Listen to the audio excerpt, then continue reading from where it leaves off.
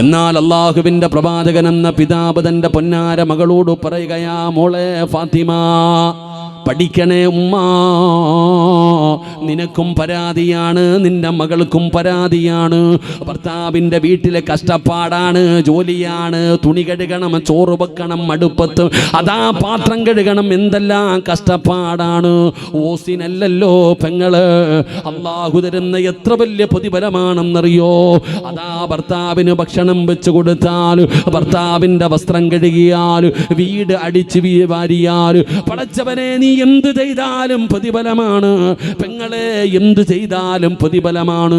നിന്റെ ഓരോ കഷ്ടപ്പാടിനും എന്തിനെന്നറിയോ, അടുക്കളയിൽ അടുപ്പിന്റെ ചുവട്ടിൽ നിന്ന് ചോറ് വെക്കുന്ന സമയത്ത് നിന്റെ ശരീരത്തിലൂടെ ഒരു തുള്ളി വിയർപ്പുള്ളിയെ ഒരു തുള്ളി വിയർപ്പങ്ങാണം താഴെ വീണ അതും വെറുതെ ആകില്ല ഉമ്മ.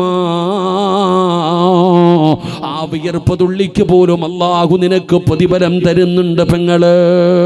അല്ലാഹുവിന്റെ റസൂൽ ഇതെല്ലാം പറഞ്ഞു കൊടുക്കുകയാണ്. എന്നിട്ട് അവസാനം ചോദിച്ചു ഫാത്തിമ, അടിമയെ ചോദിച്ച് വീട്ടിൽ വന്നല്ലോ, എന്നാൽ അടിമയേക്കാൾ പ്രതിഫലം കിട്ടുന്ന ഒരു നന്മ ഞാൻ നിനക്ക് പറഞ്ഞു തരട്ടെയോ? അടിമയെ ലഭിക്കുന്നതിനേക്കാൾ നിനക്ക് നന്മ ലഭിക്കുന്ന ഒരു പ്രതിഫലം ലഭിക്കുന്ന ഒരു നന്മ ഞാൻ പറഞ്ഞു തരട്ടെയോ?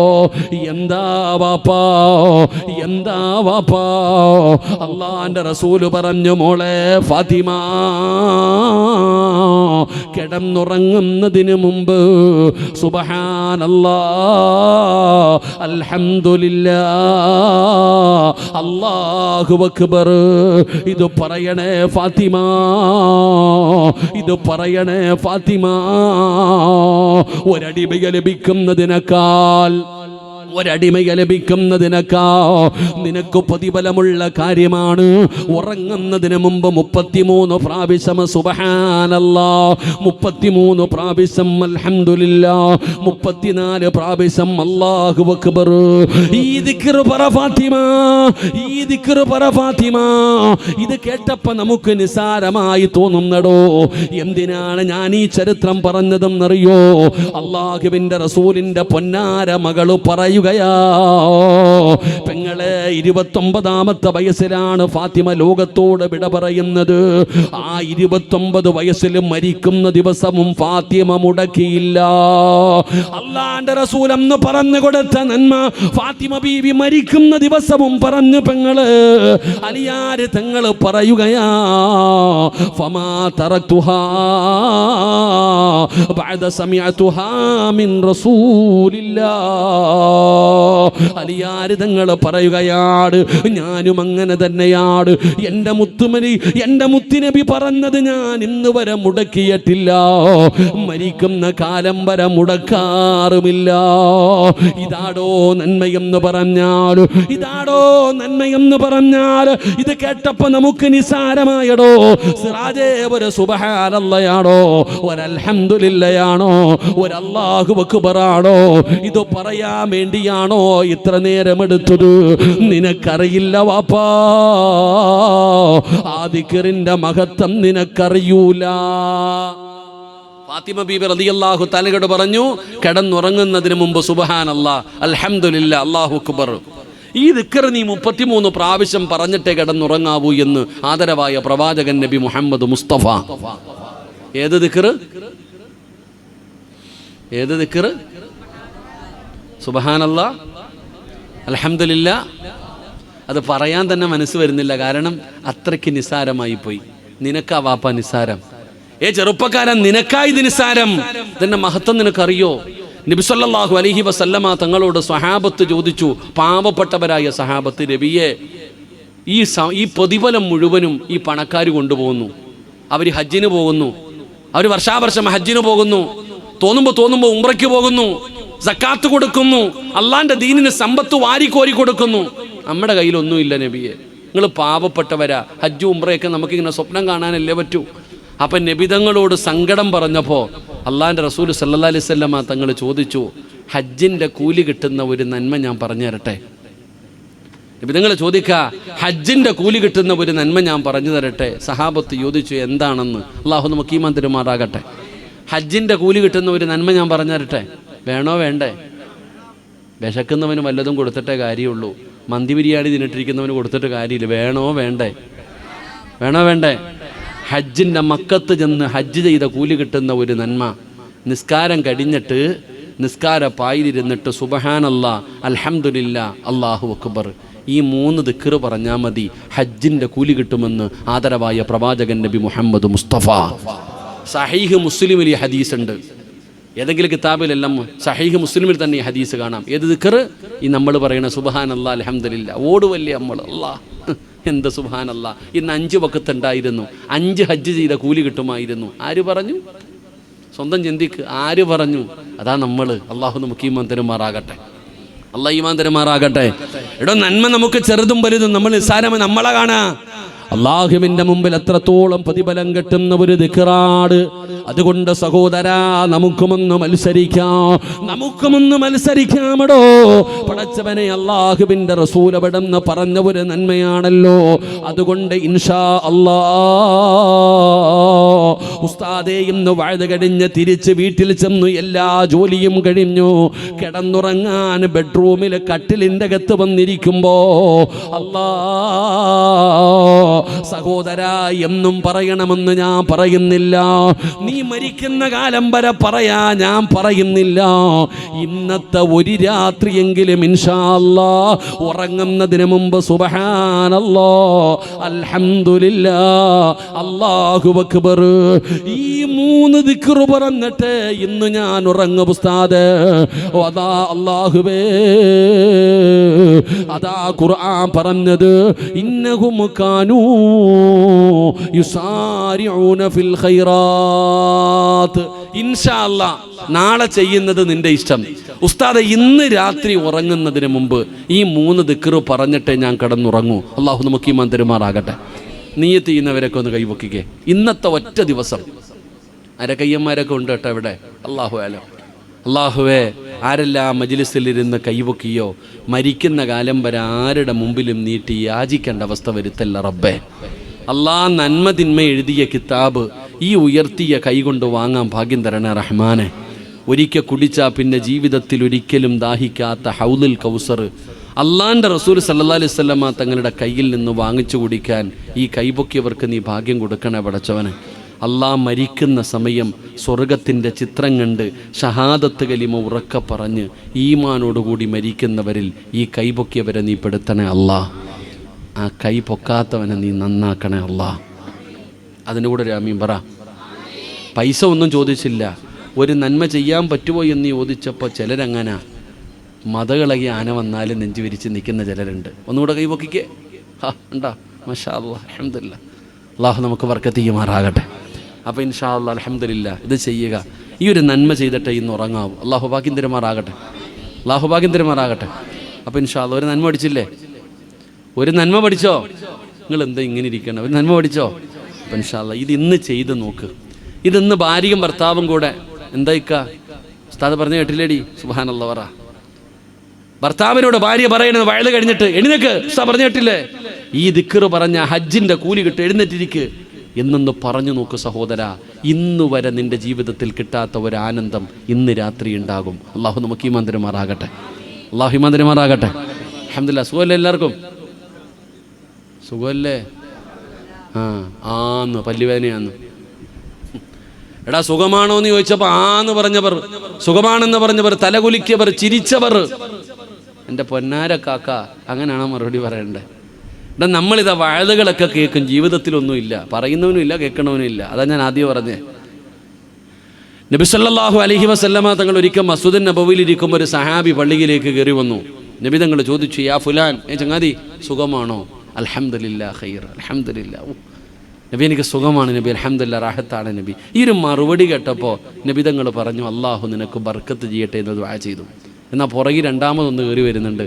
ഓനോടും ചോദിച്ചു സുഖമാണോ എന്ന്. നിങ്ങൾ പറഞ്ഞതുപോലെ എന്തോ പറഞ്ഞു ചങ്ങാതി. ആ ചങ്ങാതി പറഞ്ഞു സുഖമാ, റാഹത്താ, ഖൈറാ. അപ്പം നബി തങ്ങൾ ചിരിച്ചൊന്നും മിണ്ടിയില്ല. അതെന്തേ നബിയെ? എനിക്ക് ദുആയില്ലേ?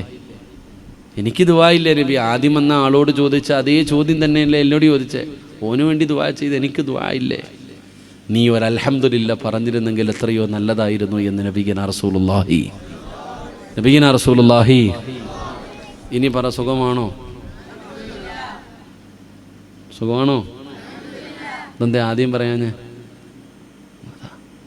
അതാണ് ഞാൻ പറഞ്ഞത്, അത് അറബികൾ കൊള്ളാമെന്ന് വിചാരിച്ചേ. അതൊക്കെ അറബികൾ കൊള്ളതല്ല. അതൊക്കെ ഇപ്പം സ്വർഗത്തിൽ പോവാ. അൽഹംദുലില്ലാ പറഞ്ഞാൽ സുഖമാണോ എന്ന് ചോദിക്കുമ്പോൾ അൽഹംദുലില്ലാ എന്ന് പറഞ്ഞാൽ സ്വർഗത്തിൽ പോവാ. നമ്മളങ്ങനെ വിചാരിക്കണേ. എൻ്റെ പൊന്നാര ചങ്ങാതി, ചെറുതും വലുതും ഒന്നുമില്ല. ആ അൽഹംദുലില്ലാ കൊണ്ട് നിനക്ക് ദുനിയാവിലും നേട്ടം, ആഖിറത്തിലും നേട്ടം. അള്ളാഹു നിലനിർത്താൻ ഭാഗ്യം തരുമാറാകട്ടെ. അള്ളാഹു അത് ഹയാത്താക്കാൻ ഭാഗ്യം തരുമാറാകട്ടെ. ഇപ്പോൾ സുഖമില്ലേ? കച്ചവടമൊക്കെ ഇല്ലേ? ആരോഗ്യമൊക്കെ ഇല്ലേ? പൈസയൊക്കെ ഇല്ലേ? അൽഹംദുലില്ലാ, അള്ളാഹു നിലനിർത്തി തരുമാറാകട്ടെ. ഇത് മതി, ഈ അൽഹംദുലില്ലാ മതി. ഒരു സുബ്ഹാനല്ലാ, ഒരു അൽഹംദുലില്ലാ, ഇത് മതി. അള്ളാഹു നമുക്ക് ഈമാൻ നിലനിർത്തി തരുമാറാകട്ടെ. മടുത്താ നിർത്തണോ? സമയം എന്തായി? ഇപ്പം സമയം എന്തായി സാർ? 10:30. മാഷാ അല്ലാഹ്. ഉച്ചകൊണ്ടിരിക്കല്ലേ? കുറച്ചു നേരം കൂടി ഇരിക്കല്ലേ? മാഷാ അല്ലാഹ്. അപ്പോൾ എനിക്ക് നാളെ രാവിലെ മലപ്പുറത്തൊരു വയലുണ്ട്. നേരെ ഇവിടെ നിന്ന് വണ്ടി അങ്ങോട്ട് പോവാം, വീട്ടിൽ പോകുന്നില്ല. അപ്പോൾ ഇൻഷാ അല്ലാഹ് 11 മണി വരെ അള്ളാഹു ഈമാൻ തരുമാറാകട്ടെ. 2, അല്ലാഹുവിൻ്റെ വിശുദ്ധമായ ഖുർആൻ രണ്ടാമതായി പറയുകയാ. രണ്ടാമത്തെ സ്വഭാവ ഗുണമെന്തെന്നറിയോ? വയദുഊനനാ റഗബൻ വറഹബാ. അല്ലാഹുവിൻ്റെ വിശുദ്ധമായ ഖുർആൻ പറയുകയാണ്, വയദുഊനനാ റഗബൻ വറഹബാ. അവർ അല്ലാഹുവിനോട് ദുആ ചെയ്യുന്നവരാണ്. ജീവിതത്തിൽ എന്ത് പ്രയാസം വന്നാലും, എന്ത് ദുഃഖം വന്നാലും, എന്ത് ദുരിതം വന്നാലും, എത്ര വലിയ പ്രതിസന്ധി വന്നാലും അവർ പടച്ച റബ്ബിനോട് ദുആ ചെയ്യുമടോ. അവർ അല്ലാഹുവിനോട് ദുആ ചെയ്യുന്നവരാണെന്ന് അല്ലാഹുവിൻ്റെ വിശുദ്ധ ഖുർആൻ, അള്ളാന്റെ വിശുദ്ധമായ ഖുർആൻ പറയുന്നു. അവരുടെ ജീവിതത്തിൽ എന്ത് പ്രയാസം വന്നാലും, എന്തു വന്നാലും അവർ പടച്ച റബ്ബിനോട് ദുആ ചെയ്യും. അല്ലാഹു നമുക്ക് ഈമാൻ തരുമാറാകട്ടെ. അല്ലാഹു ഈമാൻ തരുമാറാകട്ടെ. അവർ അല്ലാഹുവിൽ പ്രതീക്ഷ വെച്ചുകൊണ്ട് ദുആ ചെയ്യും. നമ്മളോ എല്ലാവരും ദുആ ചെയ്യുന്നവരല്ലേ? പക്ഷെ നമ്മുടെ ദുആയും ആ ദുആയും തമ്മിലൊരു വലിയ വ്യത്യാസമുണ്ട്. നമ്മൾ ചെയ്യുന്ന ദുആയും ആ ദുആയും തമ്മിൽ വലിയ വ്യത്യാസമുണ്ട്. നീ ദുആ ചെയ്യുമ്പോൾ നിനക്ക് തന്നെ അറിയാം ഇത് ചോദിച്ചിട്ട് കാര്യമൊന്നുമില്ല എന്ന്. നമ്മുടെ ദുആ എന്ന് പറഞ്ഞാൽ നമുക്ക് തന്നെ അറിയാം ഇത് ചോദിച്ചിട്ട്. ഉദാഹരണം, പള്ളിയിലെ ഉസ്താദ് ദുആ ചെയ്യും നിസ്കാരം കഴിഞ്ഞിട്ട് ദുആ ചെയ്താൽ ദുആയ്ക്ക് ഉത്തരമുണ്ടെന്നാ. എത്ര പേര് ആമീൻ പറയുന്നത്? പടച്ചവനെ സദ്യ ഉണ്ണായിരിക്കണ പോലെ ചമ്മണം കൂട്ടി അങ്ങോട്ട് ഇരിക്കുക, ഇല ഇട്ടിട്ട് അങ്ങോട്ട് വെട്ടിയപ്പം തിന്നാം. ഇടോ, ഈ കൈ പോലും ഒന്ന് നേരെ പിടിക്കാൻ നമ്മളിൽ പലർക്കും മനസ്സില്ലടോ. ഖത്തീബ് തന്നെ ചിന്തിക്കും, ആർക്കല്ല ഞാൻ ആർക്കല്ല. നമ്മുടെ അടി ദുആ ഉണ്ടോ എന്നുള്ള വിഷയത്തിൽ വേറെ തർക്കം. നിസ്കാരത്തിന് ശേഷം ഉണ്ടോ ഇല്ല അത് വർക്ക് അല്ലാഹുടെ വഴി ദുആ ചെയ്യുന്നതിൽ പോലും നമുക്ക് തർക്കം. ഉസ്താദ് തന്നെ ചിന്തിക്കുക, പടച്ചോനെ ഞാൻ ആർക്കല്ല. ഉദാഹരണം പറഞ്ഞാൽ, എന്നെ ഒരു മരിച്ച വീട്ടിൽ ദുആ ചെയ്യാൻ കൊണ്ടുപോയി. ഒരു മരിച്ച വീട്ടിൽ ദുആ കൊണ്ടുപോയപ്പോൾ 7 കണ്ടായിരുന്നു തോന്നുന്നു, 3 7 കണ്ടോ. ഉസ്താദ് ഒരു യാസീൻ ഓതി ദുആ ചെയ്യണം കേട്ടോ. ഞാനും എൻ്റെ ചങ്ങാതിയും കൂടെ പോയി. അവസാനം അവിടെ പോയിരുന്ന് യാസീൻ ഓതിയിട്ട് ദുആ ചെയ്യാൻ സമയമായപ്പോൾ ഇവരാരും വരുന്നില്ല. എൻ്റെ കൂടെ ഉള്ള ഉസ്താദ് പറഞ്ഞു, കാക്കാ ദുആ ചെയ്യാൻ പോകുന്നു വാ. ഇല്ല ഉസ്താദ് ദുആ ചെയ്തോ. കാക്കാ ദുആ ചെയ്യാൻ പോകുന്നു വാ. ഇല്ല ഉസ്താദ് ചെയ്തു. 3 വട്ടം വിളിച്ചിട്ട് ഇവരാരും വരുന്നില്ലടോ. നമ്മൾ യാസീൻ ഓതിയിട്ട് മുഖാമുഖം നോക്കിയിരിക്കുക. ആർക്കല്ല ഇത്? അവർ ചെമ്പിൻ്റെ സൈഡിൽ നിൽക്കുക. അങ്ങനെ യാസീൻ ഓതി കളയാൻ പറ്റുമോ? ഒരു യാസീൻ ഓതി വെച്ചിരിക്കുകയല്ലേ, വേസ്റ്റാക്കാൻ പറ്റുമോ? ഞാൻ അവസാനം ദുആ ചെയ്തു, പടച്ചോനെ ഇതെൻ്റെ വാപ്പാടെ ഖബറിലേക്ക് കൊടുത്തേക്കണം അല്ലാഹ്. ഇപ്പം എൻ്റെ കൂടെ ഇരുന്ന ഉസ്താദെ അല്ലാഹു ഈ ഉസ്താദിൻ്റെ വീട്ടിൽ ആരെങ്കിലും മരിച്ചിട്ടുണ്ടെങ്കിൽ അവർക്കും കൊടുക്കണേ പടച്ചോനെ. കാരണം ഇതേപോലെ പള്ളിയിലെ ഖത്തീബിൻ്റെ അവസ്ഥ. പള്ളിയിലെ ഖത്തീബും ദുആ ചെയ്താൽ നേരത്തെ ഇങ്ങനെ നോക്കിയിരിക്കുക. വാപ്പാക്കൊക്കെ ശബ്ദം ഉണ്ടോയെന്ന് ജനറൽ ബോഡിയിലൊക്കെ പോകണം, അപ്പോഴറിയത്തുള്ളൂ ഉപ്പാടെ ശബ്ദം എന്താന്ന്. എടാ ഇനി അങ്ങനെങ്ങാനും പോട്ടെ, ഇനി ആമീൻ പറഞ്ഞാലോ? ദുആ ചെയ്യുന്ന സമയത്ത് ഇങ്ങനെ ആമീൻ കേൾക്കുന്നുണ്ട്, ആമീൻ. അല്ലാ ഉസ്താദ് നോക്കണം ആരാ അല്ല ഇന്ന് പതിവില്ലാതെ ഉസ്താദ് ഉഷാറായി ദുആ നീട്ടി. അല്ലാ നീ സ്വർഗം കൊടുക്കണേ അല്ലാ, നല്ല മരണം കൊടുക്കണേ അല്ലാ. ഈ ചങ്ങാതി ആമീൻ ആമീൻ ആമീൻ. ഇവൻ്റെ ആമീൻ്റെ നീട്ടം കണ്ടിട്ട് ചാരിയിരിക്കണ വാപ്പനെ നോക്കുന്ന ആരാ അല്ല പതിവില്ലാതെ ഇന്ന് ആരാ അല്ല ഇങ്ങനെ നോക്കുമ്പോൾ ഒരു ചങ്ങാതി. അപ്പോൾ ഉസ്താദിന് തന്നെ സംശയം, ഇവൻ കിളി പോയതല്ല ആണോ പറച്ചന് അറിയില്ലല്ലോ. ഇങ്ങനെ ഇരുന്ന് ആമീൻ പറയണ്. ഉസ്താദ് ഇങ്ങനെ നോക്കുമ്പോൾ ഓൻ 2 കൈ ഇങ്ങനെ പൊക്കി പിടിച്ചിട്ടുണ്ട്. ഉസ്താദ് നല്ലതുപോലെ ഒന്ന് നോക്കി, അപ്പോഴാണ് കാണുന്നത് പോക്കറ്റിനകത്ത് തെളിഞ്ഞു കാണാം, നാളെയാണ് ശനിയാഴ്ച ബമ്പർ. പടച്ചവനെ ലോട്ടറി പോക്കറ്റിൽ. അള്ളാഹു കാത്തിരക്ഷിക്കുമാറാകട്ടെ. ആമീൻ പറയടോ. അള്ളാഹു കാത്തിരക്ഷിക്കുമാറാകട്ടെ. ഇതാ അവസ്ഥ. ഇതാണ് ഇന്നത്തെ ദുആയുടെയൊക്കെ അവസ്ഥ. ആമീൻ പറയുന്നവൻ്റെ അവസ്ഥ ഇതാ. അള്ളാഹു നമ്മളെ കാത്തിരക്ഷിക്കുമാറാകട്ടെ. ഓണബമ്പറൊക്കെ എടുത്തോ? എത്ര കോടിയായിരുന്നടോ ഓണബമ്പർ? എത്ര കോടിയായിരുന്നു? ഒറ്റ മനുഷ്യനും അറിയത്തില്ല. എല്ലാ മലക്കുകൾ, ഞാൻ മാത്രമേ ഉള്ളൂ മനുഷ്യനായിട്ട്. നിങ്ങൾക്ക് ആർക്കും അറിയത്തില്ല ഓണബമ്പർ എത്രയാന്ന്. എടുത്തു വെച്ചിട്ട് ദുആയും ചെയ്തോണ്ടിരക്ക അല്ലാ അടിക്കണേ അല്ലാ. എത്ര ആയിരുന്നു? 25 എത്ര ആക്കാ? 25 മൈക്ക് സെറ്റ് ആരാ അറിയ? 25 കോടി. പടച്ചറപ്പേ, എവിടെ കൊണ്ടുവെക്കാനാ? അള്ളാഹു കാത്തിരക്ഷിക്കുമാറാകട്ടെ. ഇതാടോ അവസ്ഥ. പടച്ചറപ്പേ, അള്ളാഹു നമ്മളൊക്കെ നന്നാക്കി തരുമാറാകട്ടെ. എടോ ദുആ ചെയ്യണം. ദുആ ചെയ്യുമ്പോൾ വിശ്വാസമുണ്ടായിരിക്കണം. ഖുർആൻ അല്ലാഹു പറയുകയാണ്, വയദുഊനനാ റഗബൻ വറഹബാ. എങ്ങനെ ദുആ ചെയ്യുന്നവർ സാമ്പിൾ അല്ല തന്നെ പറയുന്നടോ. അല്ല തന്നെ വിശുദ്ധമായ ഖുർആനിൽ ഉദാഹരണം പറയുകയാ. വാപ്പാ, നീ ചെയ്യുന്നത് പോലെയല്ല. ചെറുപ്പക്കാരാ, നീ കിടന്ന് നിലവിളിക്കുന്നത് പോലെയല്ല. ഉസ്താദേ, ചോദിച്ചിട്ട് കിട്ടുന്നില്ലല്ലോ. സങ്കടം പറയുന്ന ഉമ്മ എങ്ങനെ ദുആ ചെയ്യണമെന്നറിയോ? നിങ്ങളെല്ലാവരും കടല് കാണാൻ പോകുന്നവരാണല്ലോ. കരുനാഗപ്പള്ളി ബീച്ചിൽ, കൊല്ലം ബീച്ചിലൊക്കെ പോകുന്നവരാണല്ലോ. സഹോദരാ, നിങ്ങൾക്ക് വെള്ളത്തെക്കുറിച്ച് അറിയുമല്ലോ. അതാ തിരമാലകൾ അടിച്ചു വരുമ്പോൾ അതിൻ്റെ അടുത്ത് പോകാൻ പോലും നമുക്ക് പേടിയാടോ. നമുക്കതിൻ്റെ ചാരത്ത് പോകാൻ പേടിയാണ്. എന്നാ ഉൾക്കടലിൽ പോയിട്ടുണ്ടോ? നിങ്ങൾ കടലിൻ്റെ നടുവിലേക്ക് പോയിട്ടുണ്ട് സഹോദരാ. ഞാൻ ഒരിക്കൽ പടച്ചവനെ കടലിൽ മീൻ പിടിക്കാൻ പോയി. മുകളിൽ ആകാശം, 4 ഭാഗത്തും വെള്ളമാണ്. എന്നെ പടച്ചവനെ ഭയം തുടങ്ങിയടോ. അല്ലാഹുവേ, കരയില്ല, 4 ഭാഗത്തും വെള്ളമാണ്. എനിക്ക് വല്ലാത്ത ഒരു പേടിയായി. പടച്ചവനെ അവസാനം ബോട്ടോടിക്കുന്ന ആളോട് ചോദിച്ചു, എങ്ങനെയാ കര കണ്ടുപിടിക്കുക? അദ്ദേഹം വഴി പറഞ്ഞു തന്നു. അവസാനം ഞാൻ ചോദിച്ചു, ഇവിടെ എത്ര ആഴമുണ്ട്? ഉസ്താദേ, ഒരു തെങ്ങിനോളം ആഴമുണ്ട് ഉസ്താദേ. കടലിൻ്റെ ഉൾഭാഗത്തേക്ക് പോകും തോറും വല്ലാത്ത ആഴമാണ്. നടുകടലിൽ വല്ലാത്ത ആഴമാണ്. അവിടെ ഒരു മനുഷ്യൻ വീണാൽ പിന്നെ അവനെ തിരിച്ചു കിട്ടുമോ സഹോദരാ? രക്ഷപ്പെടാൻ സാധ്യതയില്ലടോ. എന്നാ പോകട്ടെ, ആ കടലിലെ ഏറ്റവും വലിയ മീനാണ് തിമിംഗലം എന്ന് പറയുന്ന മീൻ. അത് ജീവിക്കുന്നത് കടലിൽ ഏറ്റവും ആഴമുള്ള സ്ഥലത്താണ്. അത് ജീവിക്കുന്നത് കടലിൻ്റെ അടിത്തട്ടിലാണ്.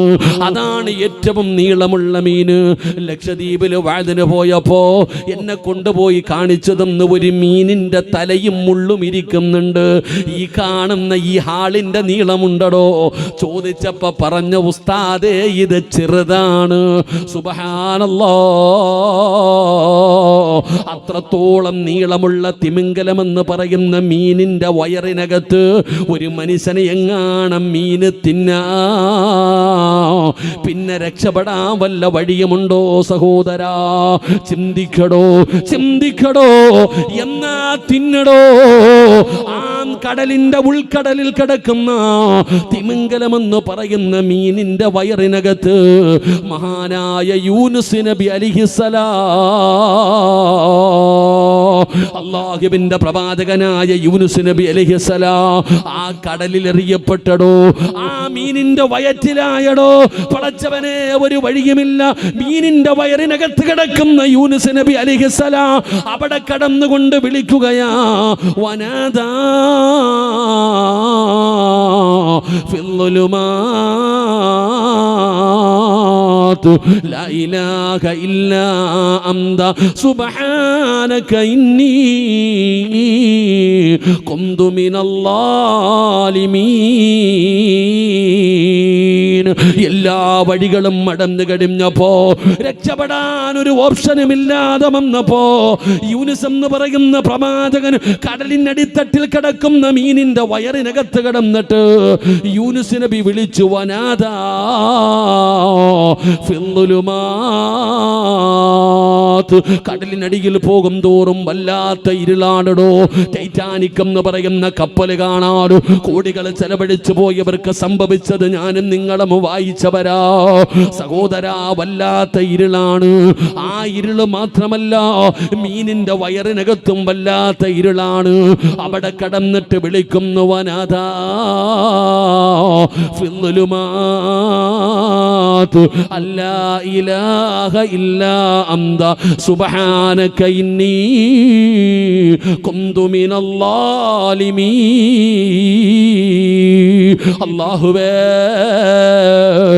എന്തൊക്കെ കൈവിട്ടാലും എന്തൊക്കെ സംഭവിച്ചാലും ഏതെല്ലാം വഴികൾ അടഞ്ഞാലും നാഥാ എന്നെ രക്ഷപ്പെടുത്താ നിനക്ക് കഴിയുമല്ലാ, നിനക്ക് കഴിയുമല്ലാ. എന്നെ നീ രക്ഷപ്പെടുത്തണേ അല്ലാ. അല്ല തന്നെ പറയുന്നുണ്ട്, യൂനുസ് എങ്ങാണ് അങ്ങനെ ദുആ ചെയ്തില്ലായിരുന്നെങ്കിൽ ഖിയാമത്ത് നാൾ വരെ അവിടെ കിടന്നേനെ. ഇവിടെ യൂനുസ് നബി അലൈഹിസ്സലാം ആ കടലിനടി കിടക്കുന്ന മീനിന്റെ വയറിനകത്ത് കിടന്നപ്പോൾ ഒരൊറ്റ ദുആ അങ്ങോട്ട് ചെയ്തു. ആ ഒരൊറ്റ ദുആ ചെയ്തപ്പോ അല്ലാഹു സുബ്ഹാനഹു വ തആല ദിവസങ്ങൾക്ക് ശേഷം കടലിൽ കിടക്കുന്ന മീൻ കരയിൽ കൊണ്ടുവന്ന് ജീവനോടെ യൂനുസ് നബിയെ കക്കിയിട്ടിട്ട് പോയടോ. അല്ലാഹു ഈമാൻ തരുമാറാകട്ടെ. അല്ലാഹു ഈമാൻ തരുമാറാകട്ടെ.